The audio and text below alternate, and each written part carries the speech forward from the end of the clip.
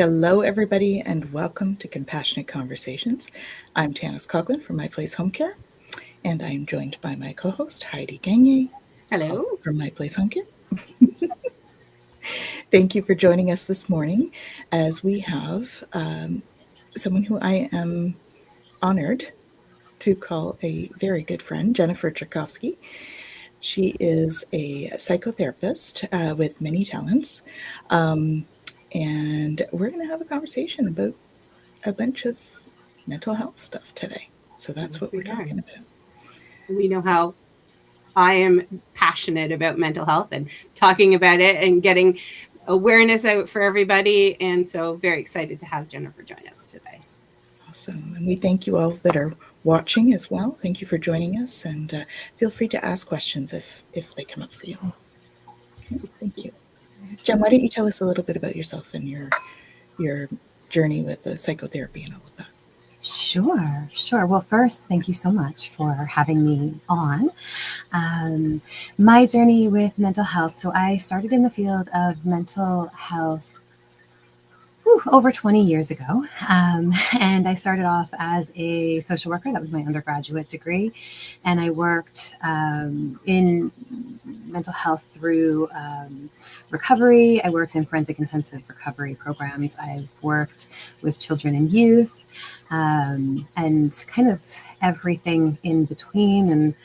And here, of course, we're talking about, caregiving and what that looks like. And so, when it comes to my journey with mental health, I think the biggest thing for me has always been holding space for where we're at and being able to recognize what is going on in our journey and how that shows up. And so often in different difficult situations, we don't give ourselves that grace, whether it's because we just have to keep on going, we have to hold the line, we have to be strong, whatever it is we keep telling ourselves, we don't allow that authenticity to come through and go, I'm actually really struggling here and I need support too.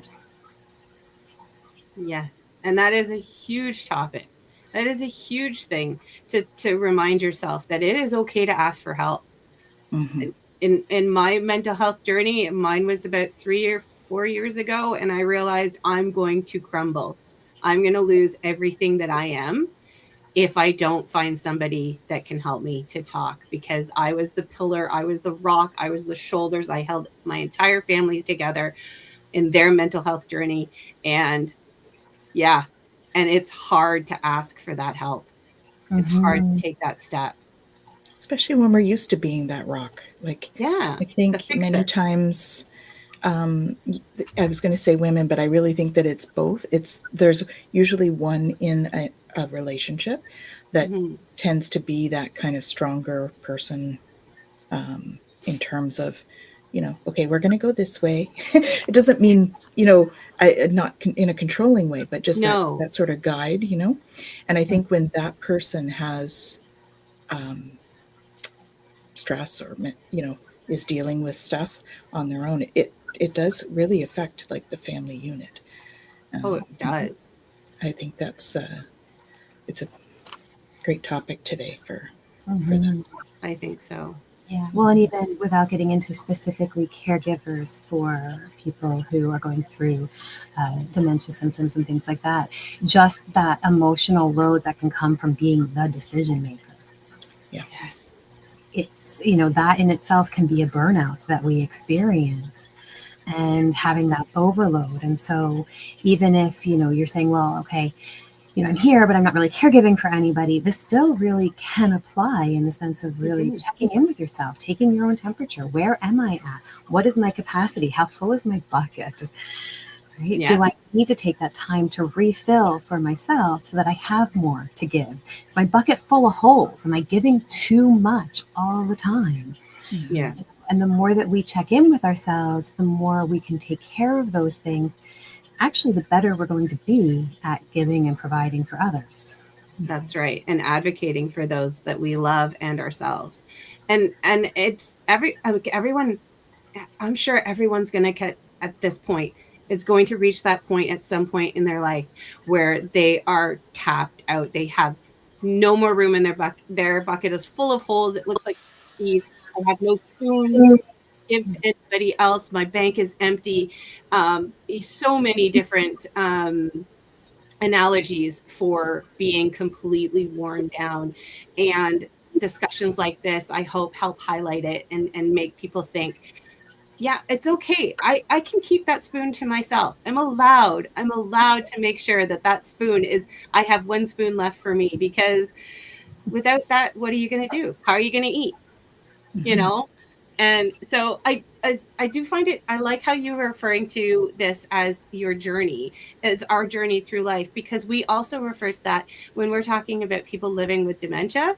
We call it the dementia journey, because it is a journey, and and everything is different. There's a challenge. There are walls that you overcome as the person living with dementia, but also as the family that surrounds them and loves them and cares for them. And I think we had talked about it earlier, that's kind of where we want to go with this particular podcast with mental health. It is also still January, which is Alzheimer's Awareness Month, so it ties in nicely. But it is that how do you provide care for somebody who is changing in front of you, and they change, and what they used to be able to do can't be done, and they might not be able to do it as well, or their personality completely changes. And how do you deal with that?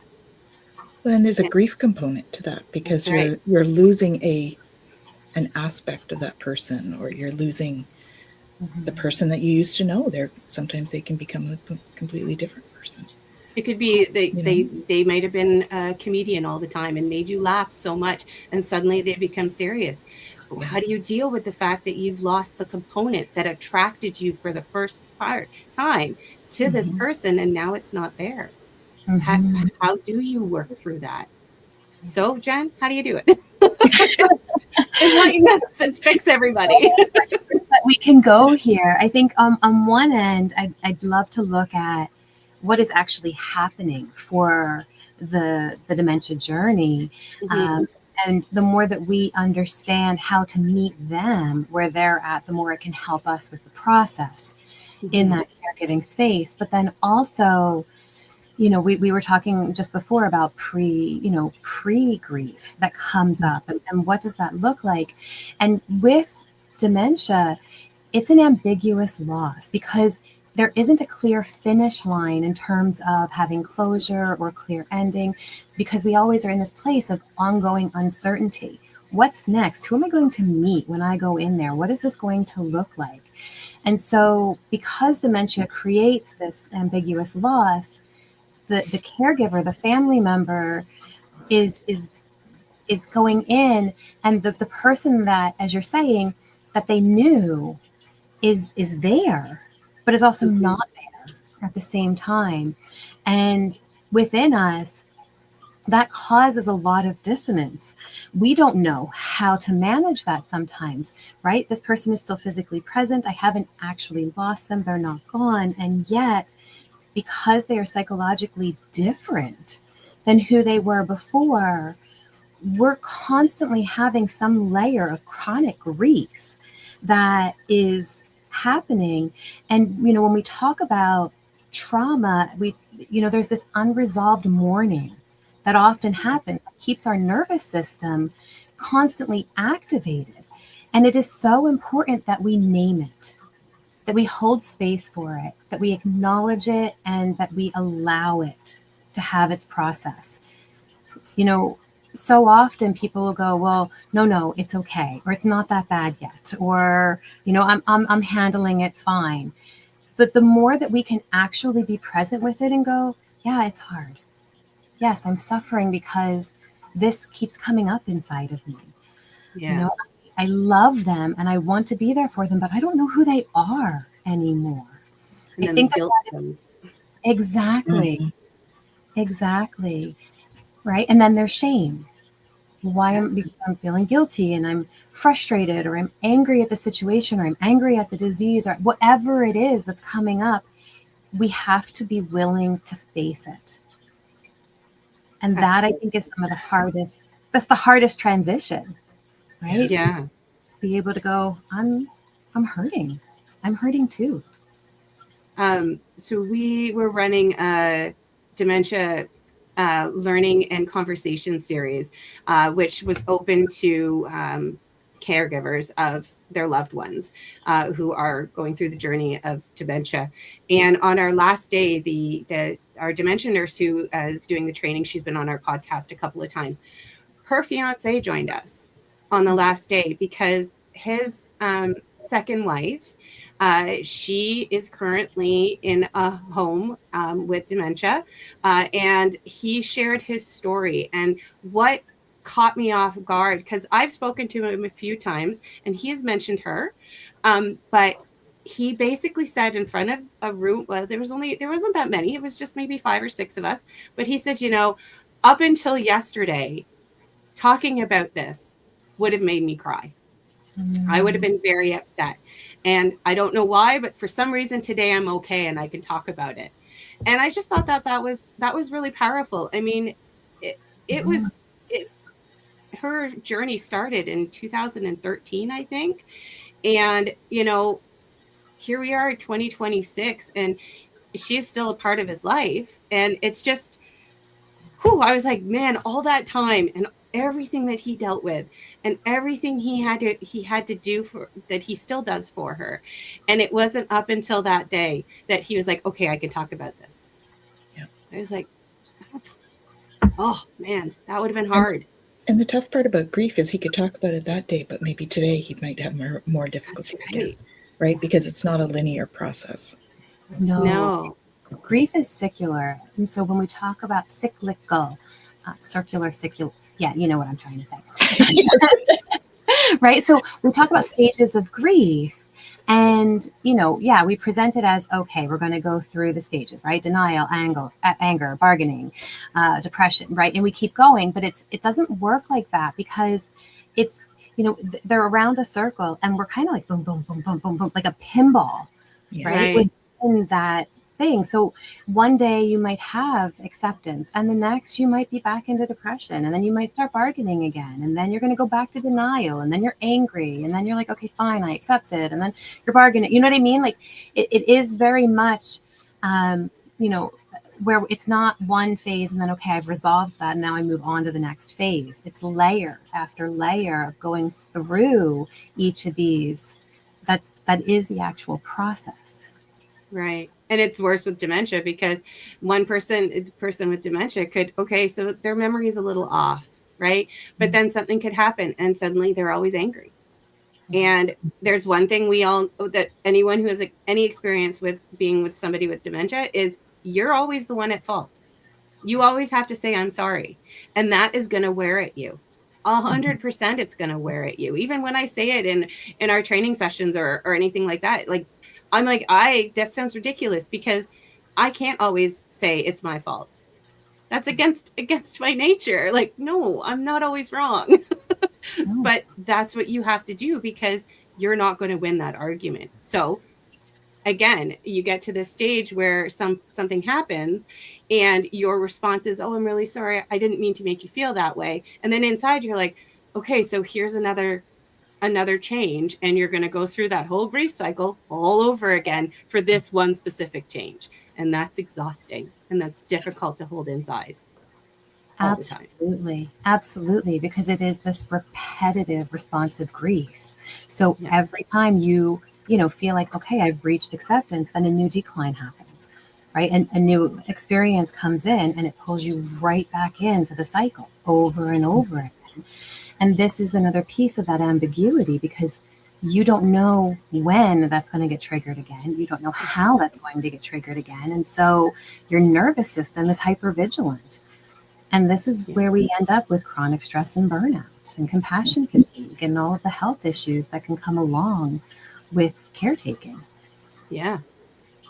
So what sort of things, aside from talking to a psychotherapist or group therapy, support groups and that, what can we do in that moment of you're really frustrated and you're feeling that you're in one of the cycles of grief? What can you do in that moment? Yeah. Well, and your nervous system needs care. Mm-hmm. And so the more that you are able to take that step back, right? Taking breaks, I think we tell ourselves, if I take a break, I'm abandoning the person. But taking a break is sustainability. You have to be able to take that step back and go, I can't today, and that's okay. Yeah. Right? Being, doing grounding practices before you enter a caregiving interaction. What are you doing to ground yourself? Are you taking those deep breaths? Are you, doing some nervous system regulation practices for yourself before and after? Sometimes we need even just micro moments of rest. Can I take 60 seconds of breath? I'm going to just go to the washroom. I'll be right back. Right? That ability to just give yourself that moment of support that you need. Yeah. In order to be able to continue. And even just stepping away will help. Will give you that moment to recharge. Absolutely. And without, you're not abandoning them. You're not running away. You're literally taking a step out of the room and just going, okay, I'm going to eat a chocolate bar. Like, that's what makes me feel good. I'm going to eat a chocolate bar. Or a banana. That's right. Okay, I got a chocolate. You got a banana. No, I like the chocolate too. I'm just offering a healthy choice. Chocolate and banana, they're good together. Oh, there you go. But it's true, and there are grounding exercises that you can do fairly quickly, right? Breathing is definitely one exercise that is very easy to do. One that I really love, it's very simple. It's the triple warmer hug. And so when we look at meridians, they pull from each other. And so the triple warmer meridian, which is responsible for our fight, flight, freeze response, pulls from our spleen. And so we can get very drained quickly when triple warmer is in reactivity. So you're just hitting a spleen point, you're hugging yourself, and they're hitting a triple warmer point, and you're holding that, and you're just giving yourself a hug and taking a deep breath. Oh. And for those of you that aren't familiar with that, your meridians are those pathways within your system, within your body that run energy. Yeah, so Tanys, acupuncture, acupressure, all of that is using meridian lines whenever they're doing any of that work, right? And then you just switch it up, other side, right? So spleen is just right at the brow line, and the triple warmer is just above the elbow. All right, just hold some space for that for yourself. My computer likes it. Right, and then release. Okay, I'm good. And then step back in. Mm-hmm. Wow. I mean, and I wonder, like, that is kind of almost natural, because I know when I've been stressed out in situations or frustrated, like maybe I'm not pushing the right points, but sometimes it's just a matter of like, you're just like, oh my gosh, okay, I just need to feel me for a moment, and unknowingly you might be hitting those points because that's just naturally how you kind of hug yourself. And you're doing it unknowingly, because I just thinking back, I'm like, there's been a lot of times where I've been frustrated, and it's just like, okay, yeah, I just need a moment. Our bodies know what they need, right? So oftentimes if we can listen to what it's telling us, like we need a hug, then it's telling us what we need to do. Yeah. And this is that, like, protecting my energy, right? That I'm closing it up, I'm protecting myself for a moment, and then I can get.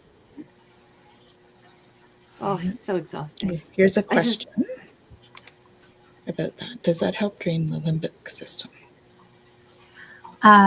So for drainage, there's definitely points and like movement that you can do along that does drain it. But most of that is like bringing it to the heart and all. So this is a little bit different, but it's the pressure points that you're hitting. So. Yeah, the limbic system, I think, is more connected to your lymph glands and all of that, correct? Yeah. So when you're dealing with that, you're dealing with the lymph fluid, and I think what you're referring to more is the energetic distribution. So absolutely. Our pleasure. You answered your question. Yeah, but it's true. The body does naturally know. I mean, you think about it, when we get stressed and things like that, how often is it like, right? We just sit down and we put that pressure. Well, this is the start of the triple warmer meridian, It's that immediate, like, okay, I'm going to calm my system. And we do it without even thinking about it because we are on a very subconscious level aware of what our body needs at any given moment. Oh, I didn't know that. Mm-hmm. I learned so much on these podcasts. I didn't know that. But yeah, like I do that a lot. I'm just like, oh my gosh.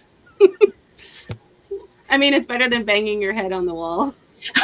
Yeah, that doesn't have the same effect. No. I used to use my my wrist protector. I used to bang that on my head when I'd get frustrated at my other job, my old job, because it didn't hurt. But yeah, but that fight, flight, or freeze, which I love how they've added the freeze to that now. It used to be just fight or flight a long time ago, but I love the freeze because I find that's what I do is I freeze, and I don't want to do anything. So you know, I talk to people who are the primary caregivers of their loved ones living with dementia, and you know, sometimes I just get off the phone with them and I need a moment because I don't even know how they deal with it on a regular basis, constantly. And then the guilt and it snaps to anybody who is dealing as a caregiver, whether it's dementia or not. But it is so important to take care of yourself. Because if you collapse, what happens? Well, and the other part of that is the emotional burden in terms of, we were talking about guilt, but there's also like, I don't know this person. So my feelings may have changed. Like I could have been married to this person for 50 years and now all of a sudden I don't even know you. I'm not sure I really love you like that anymore. Like, you know, there's the guilt of not feeling like you can do anything about that. So you're living with a stranger that is angry and you feel unsafe and you can't change it. Yeah. But then you talk about feeling. Yeah. Right? But then you talk about, you know, okay, let's find a safer place for them to live. So you look into a retirement home with assisted living or memory care unit, and then you get your whole family. You get everybody. Well, why are you putting him in there? Why are you putting him there? He's fine. You lived my life. You talk to me about it. For all of those of you that are family members of somebody that is in this situation, please think about what their partner is going through. Right? Put yourself in their shoes. You don't, if you're not living with the person, you can't know what it's like to be there. Yeah, that's right. No, so, and you gotta remember, like, here we are. So as a caregiver, we're grieving. We're exhausted. Still showing up with love. But there's probably anger and resentment because who in the world even is this person anymore? And then there's the anticipatory grief on top of it, right? That you're losing this person. And it's more than any one person should ever carry. And I think that deserves so much recognition. So honor everything that you're carrying if you are in this position. And when that shame or guilt comes at you from others, right? You should be more patient. You should be able to handle this better. Why are you sending them away? You know, all of that kind of stuff. To be able to, and I know this is hard. This is hard for all of us all of the time, but to go, not mine. Yeah. Right? Just because that is somebody else's opinion, they're not living my experience. They don't. That's right. And maybe somebody else who is living a similar experience can handle it. Great for them. If I'm not in that place and I can't do it, that's okay. That doesn't mean that there's something wrong with me. That means that I'm human. Yeah. And I need to honor that. Well, and I think it's hard as well. A lot of people coming in as secondary caregiver or just as a friend, I'll go hang out, you know, no problem. But the person with dementia is going to be different in front of you because you're not their comfort zone. You're not, like, they might not specifically remember their wife or husband, but they know this person is there, that this is going to be there for me all the time. I can say whatever I want. But then somebody else comes in, they're going to be kind of on their best behavior. You know, they're not going to be comfortable. They're not going to be able to, they're going to say, yeah, no, it's fine. It's fine. It's fine. Because that's what, when we're not with our safe people, what do? Yeah. We fawn. Yeah. Fine. Yeah. We're fine. And so then that person coming in doesn't see what the person living with them will see every single day or on an ongoing basis. And so it's really, you really need to be as judgment free as possible when you're talking to primary caregivers of a loved one, because you don't know what they're going through, because everybody is different. And I think it's good to note that even for everybody, we don't live with the people that the other people are living with. We don't know what they're like yet. You never know what's behind closed doors. You know that expression? It's because people like revert back to programming because they don't need to be on, you know? And so they revert back to whatever programming they have. And with dementia, that's just increased, right? Because there's no filter anymore either. Well, and here's the thing, right? When it comes to dementia and how it changes the way that the brain processes information, it doesn't actually erase the person. It just changes the way that they're able to process everything. And so when we look at the behaviors that often come out of that, that's because communication is failing. Like they don't have that capacity in the same way. And what ends up happening is that comes out as agitation, repetition, right? We have this, this resistance that comes in, and we act out on it when our needs aren't being met or when we don't feel like our needs are being met. And because as a caregiver, you're going in and you're bringing that compassionate lens and you're trying to help them and to ground them. But when the reality doesn't always match the experience, right, we have to recognize too what's happening in their nervous system.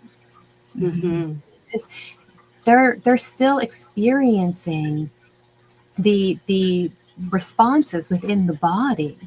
That anxiety still shows up, and that's where the agitation comes from, right? Depression and withdrawal happens, right? They're having fear and loss of control, and there's shame and embarrassment and loneliness, and all the things are still there, right? Those feelings don't actually go away. The capacity to navigate them does. And to tell people that I'm feeling alone, I'm feeling scared. The communication is not, it can sometimes go. And so they can't tell you what's bothering them, which is then frustrating as well, because you then have to sit there and figure out everything. And you're a detective when you're dealing with that sort of thing, is you're constantly asking, well, are you hungry? Do you want a snack? Are you cold? Do you need to go to the bathroom? And, then you sound like you're nagging, and then you feel like you're nagging. And if you're a wife who has felt like they've been nagging their husband their whole lives to do things, then it just adds to that feeling again of,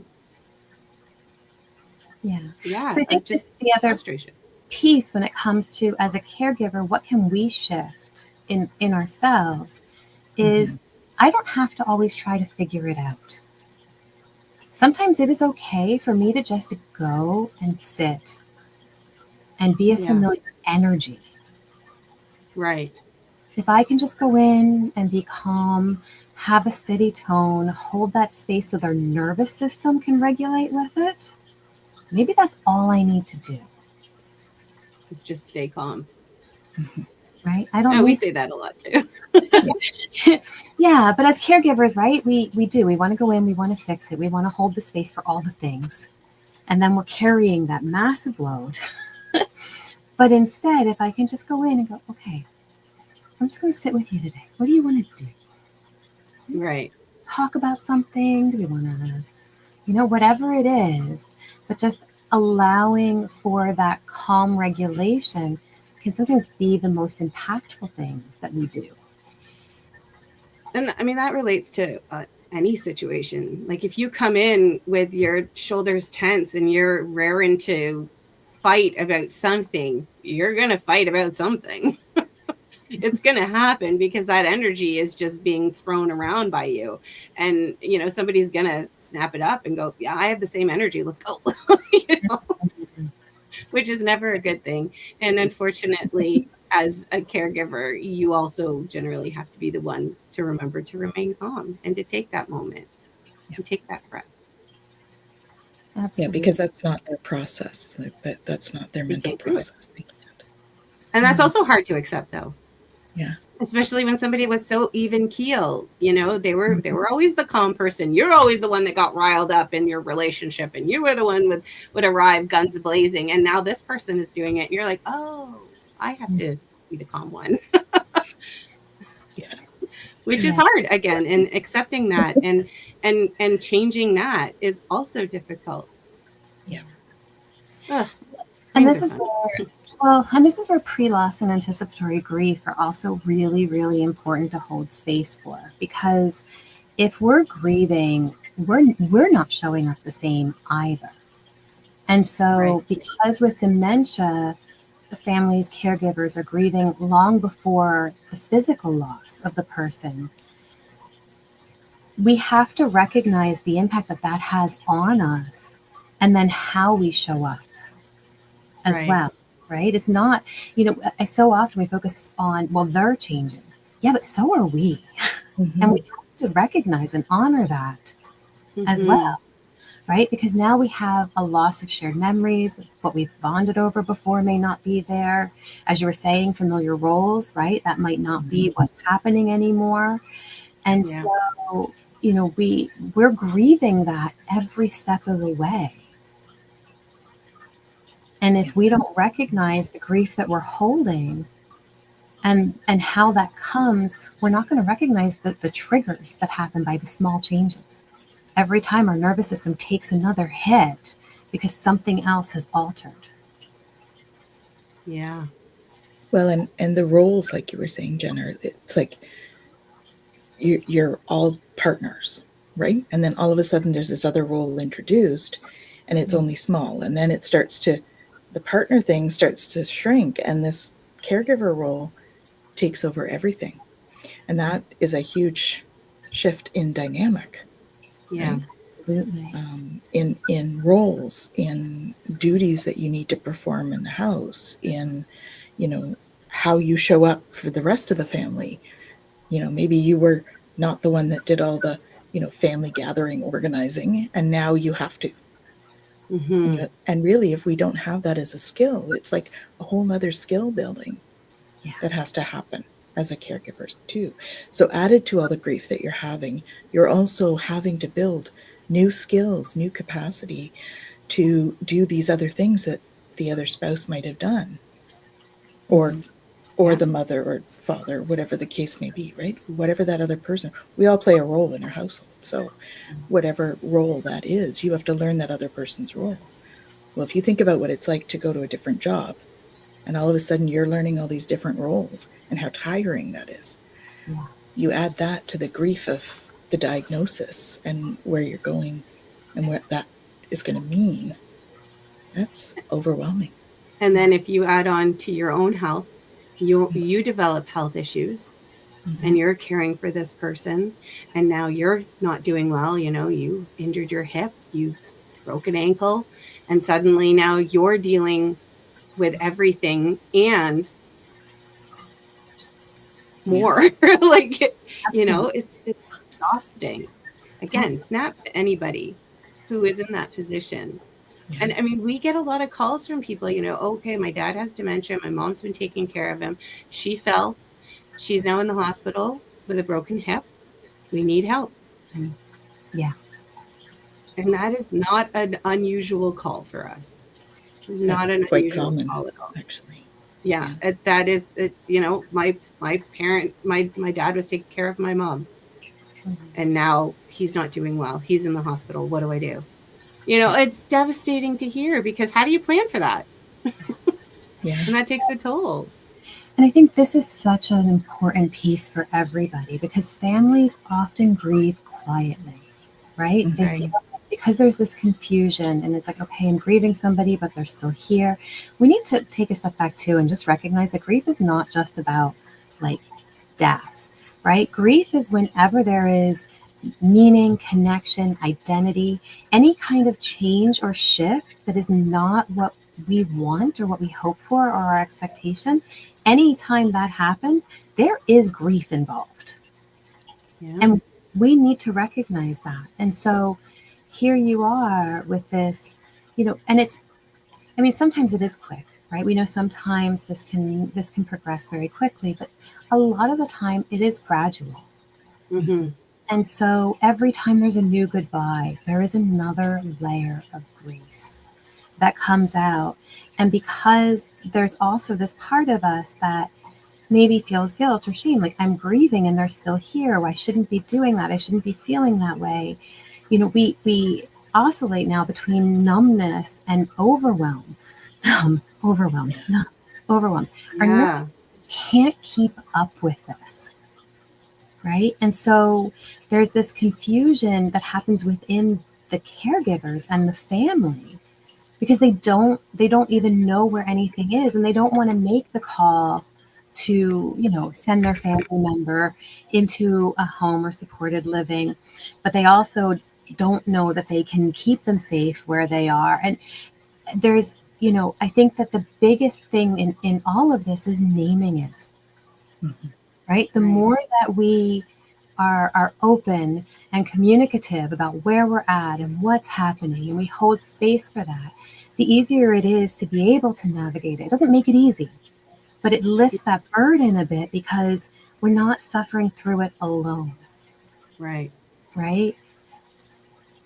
And I think that that is such an important piece, because the more that we hold it in and we try to figure it all out, and this is like for anything mental health wise, Mm-hmm. right? I mean, the example I like to use is how, and I know I've done this, and I don't know anybody who hasn't, but have you had that experience where you're thinking about something and you're thinking about it and thinking about it, and it sounds so good in your head, and then you go and you're like, and you say it, and you're like,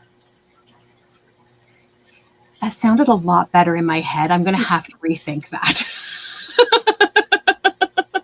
That's where good friends come in, right? Because you can say it to them and be like, yeah, okay, never mind. Yeah.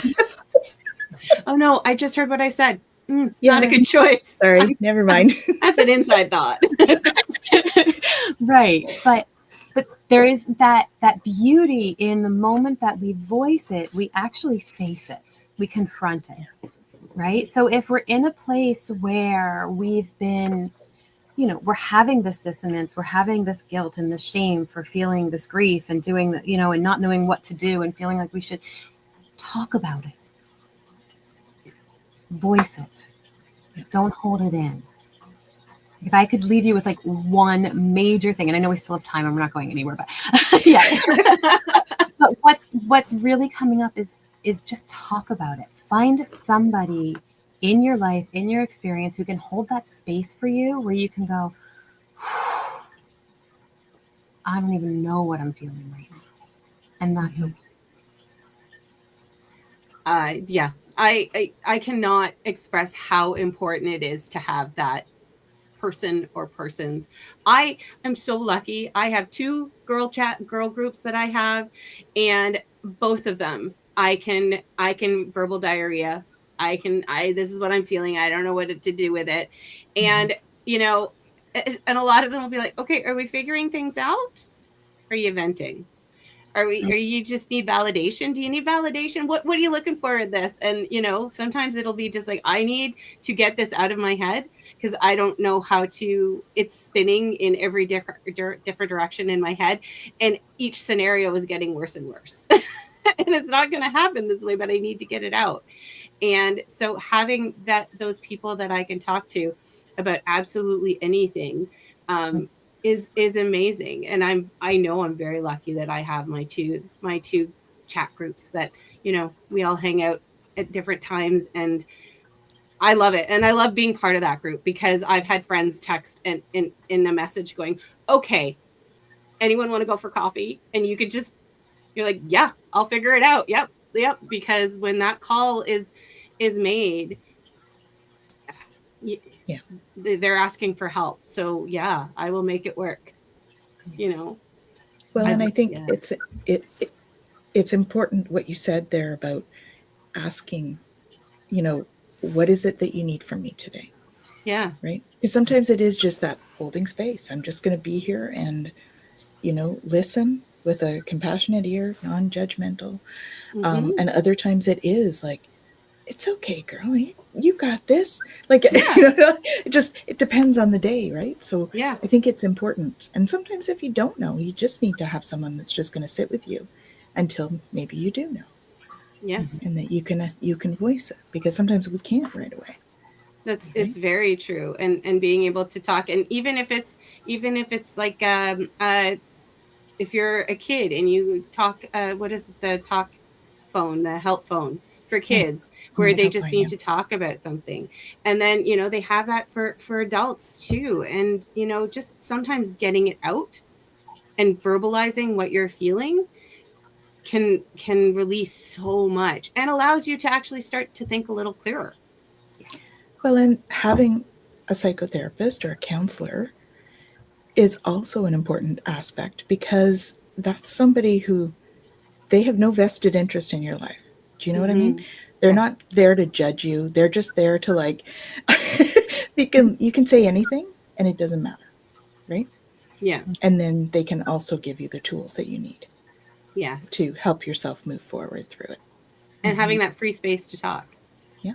That free, and I've had my oldest daughter has gone through a lot in the last few years, and it came to a point where she would be talking to me or venting, or like, I don't know what to do, and I'm like, I am at a point right now where I can't help you. I can listen, but if you're looking for solutions, you need to find a professional. And it's not in a mean way. Like, I literally do not have the capability or the degrees to help you at this point. But if you want me to listen, I'll listen. But again, me in mental health, I'm pro mental health. I'm pro professionals talking to people, because having that unbiased, and that person that will remember. Yes, they write notes and they have all their files on you, and that's okay, because there are a lot of times where I'll be talking to my husband and I'll say something and he's like, what are you talking about? I'm like, oh my God, I told you about it yesterday. He's like, I don't remember. When did you say that? I'm like, oh my God, I was crying. You don't remember? But your therapist makes notes, so they will remember, and they will validate you when you're feeling particularly abandoned or ignored. Yes. They will validate that by knowing what you're talking about, because they're paid to listen to you. So it doesn't hurt. Well, and most of them care. That one. Literally, their job is to listen to you and help you.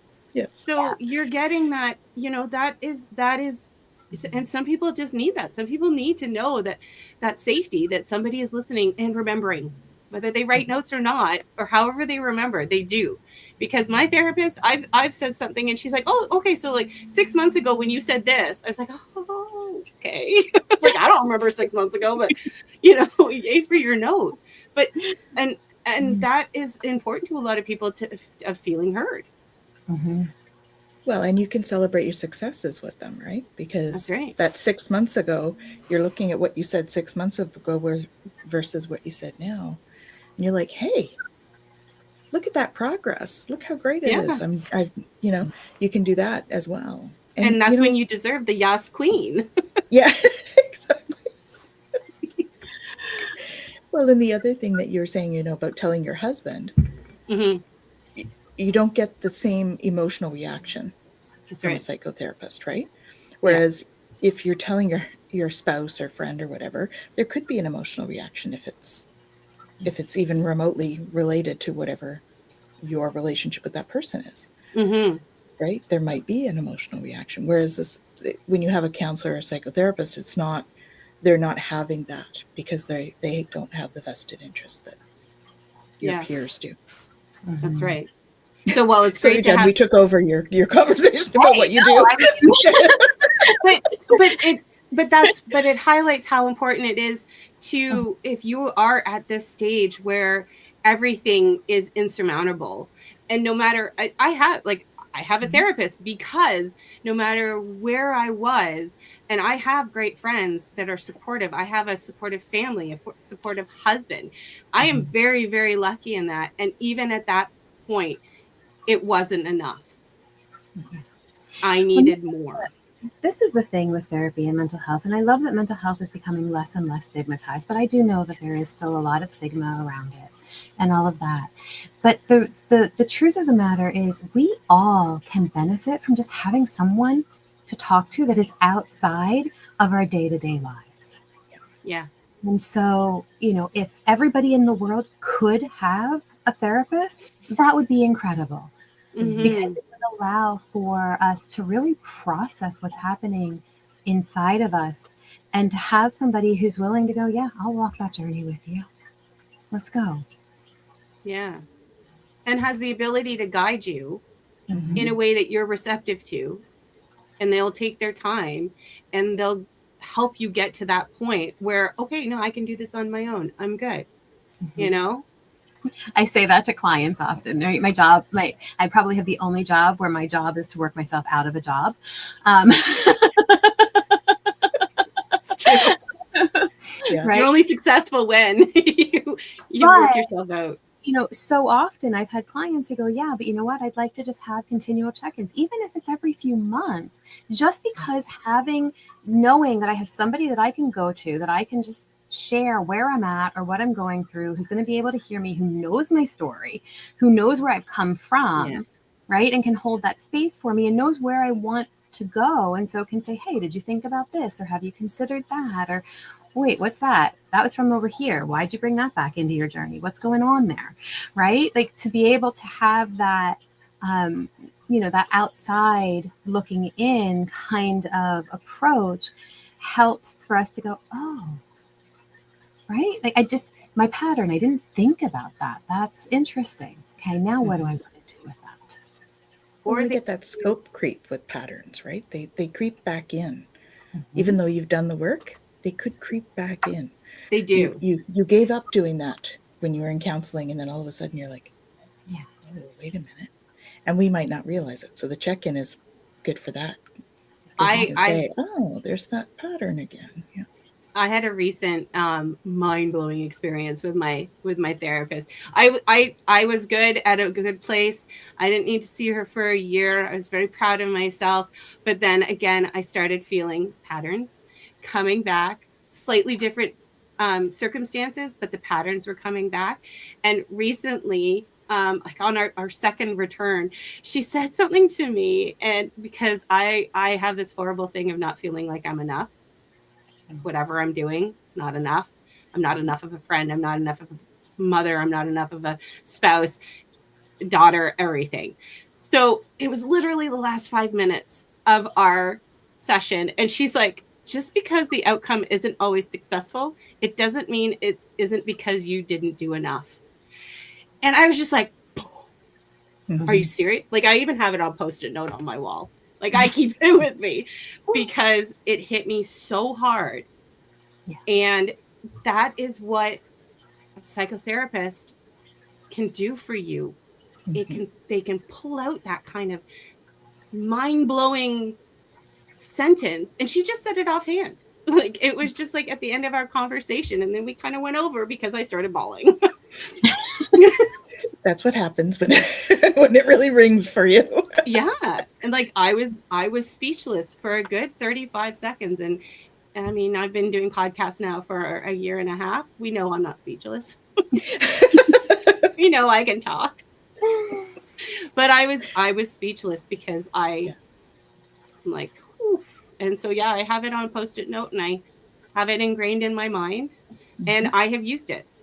So even if you feel like your psychotherapist isn't, you're not feeling like you don't have that mind-blowing thing, but sometimes something they say will come back and hit you and you're like, oh, here it is. And having a professional that can help you with that is, I think is amazing. And I think,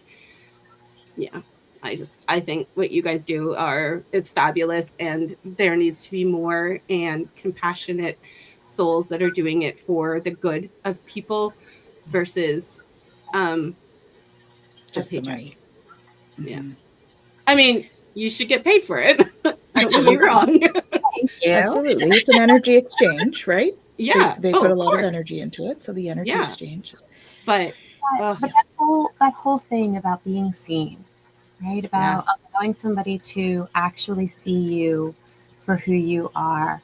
And I've said this with clients before, is my job isn't to fix anything. And truly, your job isn't to fix anything either. My job is to see you for all that you are until you see that within yourself. Mm-hmm. That's, yeah. You're not even my therapist in that. Okay, write that down, Heidi. We'll talk about that Right? later. I need a Post-it note. I got a long way to go. It's all right. But this is the thing, and even in this idea of caregiving and how we were talking earlier about trying to fix everything, right? How we go in as the caregiver, this idea of, am I doing enough? Am I being enough? Right? And to go in and to just sit with somebody and to hold that space to see them for all that they are, even though they don't remember, even though they're somewhere else at that point in time. And to be able to just hold that space, even for a short period of time, can be such a wonderful thing that we have capacity to do. Right. For one another, for those that are on this journey, right? For, our family and friends, and then for us. Right. And you said join, you want to be in that moment with them. But I was just thinking, with dementia, a lot of people are living in a past moment. Exactly. But you can find your peace by joining them in that moment. Exactly. So if they're talking about their dad who used to work in the field, was a farmer, join them in that moment. Because you're not trying to stop them from going to that spot. Join them, be with them, learn about it. More. Yeah. Oh, what was his favorite? All farmers, they love wearing their plaid shirts. Did your dad have a plaid shirt that oh yeah, he always wore the blue one. Have conversations. It doesn't matter. Join them in that moment with them. And then your peace will be able to come too when you stop fighting it as well. Yeah, absolutely. Yeah. So what are some of the tools that you use, Jen, for people that are having grief or this, even the anticipatory grief? What are some of the tools that you use? Because I know that's part of the journey as well. Absolutely. So, when it comes to therapy, right? Obviously talk therapy, which can be very valuable. But then I also use EMDR, eye movement desensitization and reprocessing. And that allows for, the way I like to explain it is, imagine your brain is a file room, right? And so every day we have all of these experiences, and we, at the end of the day, our brain goes in and it files everything away. But whenever there is something that is deeply meaningful or impactful, whether it's traumatic or just it had a heavy impact on us, the brain goes, oh, this file is really important. I'm going to leave it here on the table in the middle of the file room because I need to make sure I have access to this right away, right? I want to be on high alert about this. The problem is that now every file that comes in, if it's even slightly resembling that file, it gets filed with it, right? And now we're just building that. And so with EMDR, what we're doing is we're preparing, that's the resourcing part of it, to go into the file room to begin to sort through all those files and start putting them away. And telling the brain, it's okay, we're safe, we can do this. We can put these files away. If we need them, we still have access to them, but they're not going to continue to infiltrate every new memory that we have, right? So in EMDR, while the founders of OEI, Observed and Experiential Integration, while they were doing EMDR, what they found is that the eyes would glitch at different parts during the bilateral stimulation. And what they noticed through study is that those glitch spots were actually trauma that was held in the neural pathways from the eyes to the brain. And we can clear that. And so OEI is used to help clear those pathways. So sometimes we don't even have to go into the file room. We can just clear that trauma from that pathway and allow ourselves to regulate so that it's not so impactful anymore. So these are two really great tools to use with trauma work. And, when we're looking at grief, I think that because there's almost micro traumas that are happening as we're going through this process with loss, it's a beautiful way to be able to release some of that so that we can be, Heidi, as you were saying, really present with them wherever they're at and be okay in that space. Right. Yeah. So how does that process work? Like how, like the eye, how does that, well, like, what do you do in the moment? I'm curious. Like, I don't want to get into it too much because I don't want people just going out there willy-nilly trying to do stuff when they don't have any kind of informed understanding of it. But the idea is that our dominant eye holds a lot of our anxiety, where our non-dominant eye holds a lot of our sadness or emotional state. okay. And so sometimes just simply looking at a situation and allowing ourselves to just cover it is the physical sensation growing? Is it lessening? If it's building or it's just still really there, I'm going to check the other one, right? And wherever it feels better, I'm just going to stay there for a minute and let myself regulate. Oh, I see. Basic part of OEI in terms of how it works. Because what happens is when we're going through all of those filters, by the time something hits our brain, we're not having a new experience anymore, right? We're living through something else. And so if I can actually block that pathway, I have a moment to ground and sit in this experience in a new way. Huh. That's interesting. I've never, well, I did read it on your website, but I didn't know what it was. That's very interesting. Mm-hmm. Huh. So well, what other, you also do the basics, right? The cognitive behavioral therapy and some of those, or do you not? I'll use it a little bit. My CBT is like the big therapy, right? Because evidence-based, blah, blah, blah. But I say blah, blah, blah, only because there's so many things that are evidence-based. And then there's so many things that are really powerful that are just not as easy to study. And so they don't have as much of the same evidence behind them, but they're still very effective. What I use is ACT, which is acceptance and commitment therapy. And it is the third wave of CBT. So it's still within that cognitive behavioral framework. But instead of looking at it, from the triangle of like behavior, emotion, and thoughts, we're kind of expanding on that. And what it does is it looks at 6 pillars. So the first one is mindfulness, right? Can I just be present in this moment? Can I notice what's happening without judgment? Can I just hold space to observe, right? Becoming the observer. I know we talk about that on Twilio Talk a lot, right? Just become the observer of my experience. And then experiential acceptance. So can I sit with the difficult aspects of my experience? Not because I want to suffer, not because I'm masochistic. I want to sit with these difficult experiences so that I understand what's going on and I can begin to release them, right? If we just bury everything in, it ends up exploding anyway. Whereas if I can just sit with it and go, okay, I'm really angry right now. Okay, what's going on here? Right? What is this anger feeling coming from? And that's that diffusion piece, moving from I'm angry to where is this anger coming from, right? To recognize that I have these thoughts, I have these feelings, but they're not who I am.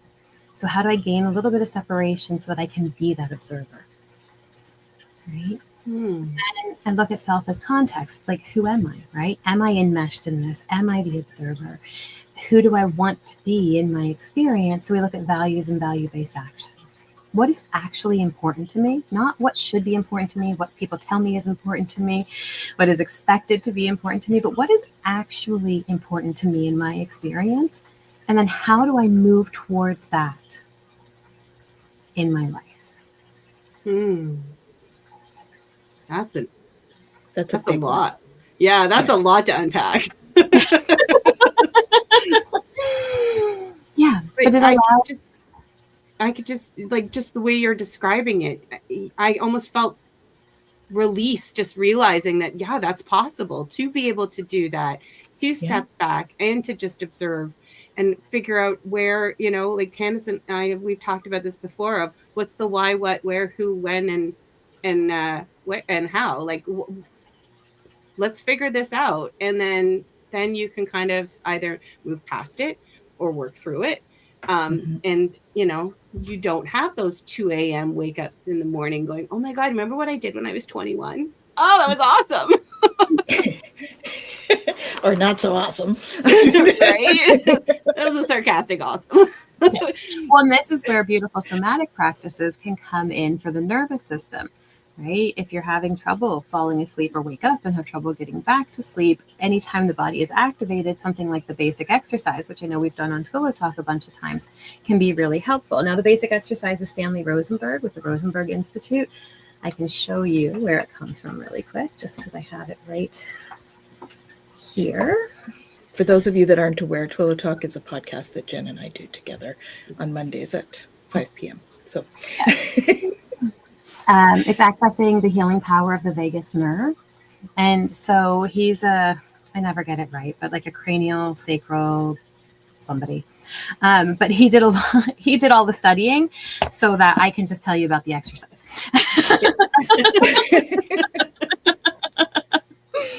So what you do is you just kind of cross those fingers and put them behind your head. And this is great to do laying down, sitting down, never standing. Only because you might feel a release in the body, blood pressure change. But you just lean into that, and then eyes to the right, as much as is comfortable, until you get a yawn, a swallow, or a sigh. I always yawn because I do this all the time. Me too. Just looking at you doing it is doing it. I come back to the center, take a deep breath, let it go, and then again to the left. And again, you're looking for a yawn, a swallow, or a sigh. I do it often too. So Right? that's the thought of, I'm going to do this. Oh, yeah. Right? Release and just let yourself settle into that. And this is beautiful because it resets the vagus nerve. So whether we're in, that fight, flight, freeze, fawn, if we're in activation or shutdown, it brings us back into what's called a ventral vagal state, which is that place of social engagement. It's like, okay, I'm back in here. And the thing is, like, the more activated we are, the longer it takes. And it's so, I see like there's a comment there with Laura, I can't seem to get anything when I try it. Because when we're in that place of activation, what ends up happening is we'll be sitting here and we'll be doing it, right? And then the mind starts. Well, this is never going to work. What are you doing? Why are you bothering doing this? Da, da, da, da, da. Right? And we cycle through. And so you have to really just kind of, okay, I'm just going to keep breathing. Mind. I'm going to breathe and let it be what it is. And then as we do it more, once we're able to get the release, the more we do it, the faster it comes. And then the less do it in you yawn. But it's tough because we, I know we're at time and I'm going on about nervous system. No, it's interesting. But what happens is, so we have our baseline nervous system, right? Like this is where everything is good. This is where we start off. And then life happens. Right? And we get activated and activated and activated. And if we don't bring it down, when we finally do, we only bring it to here. Then we get activated, we bring it down. Activated, we bring it down. Right? And now our baseline is so far from where our original baseline was. Now, if we only do these calming exercises when we're activated, we're never getting it all the way back down to our original baseline. So we have to do these practices when we feel good too. Right. Oh. Okay, I'm going to do it again. Okay.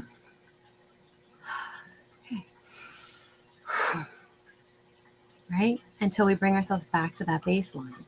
And so it's important that we're doing these all of the time, regardless of whether or not we're in an activated state.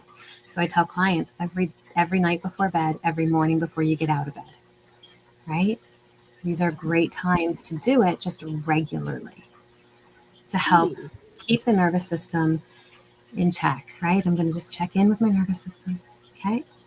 Right? I'm going to clear anything that came up in the dream time before I get up for my day. I'm going to clear whatever happened during my day before I go to sleep, right? And if you can at least try to do it those times, then when you actually need it, when you're activated, one, you're going to remember it more likely, doing it often.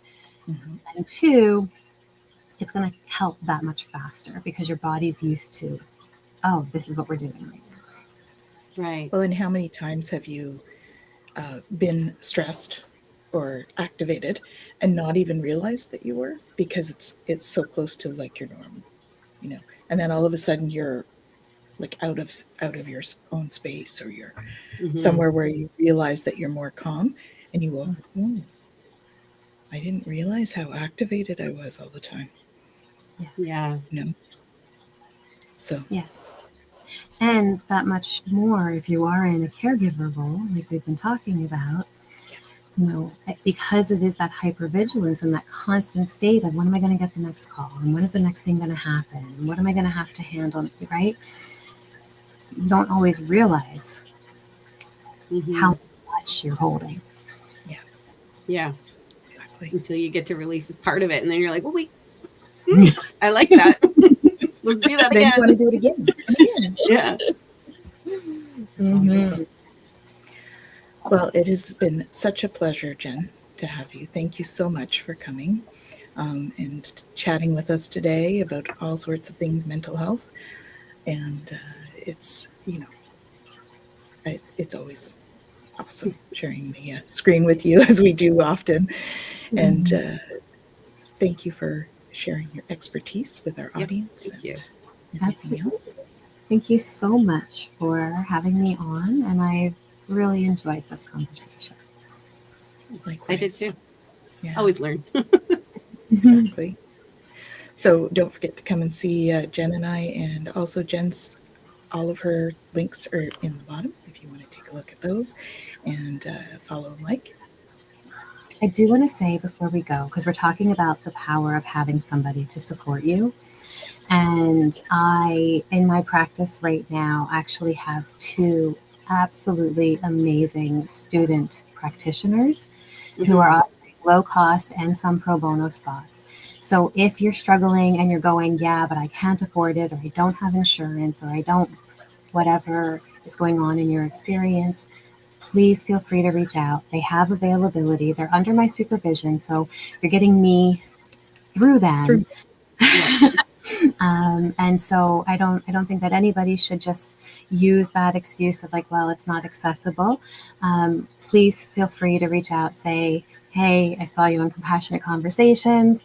I'm looking for some support, and I will work with you to see who would be a great fit and get you connected. So nobody has to be without that care. Very important. Beautiful. Thank you. Thank you. Thank you. So come back and see us all. We will be back again, Compassionate Chats, middle of the month next month. And we'll see you soon. Have an awesome day, everyone.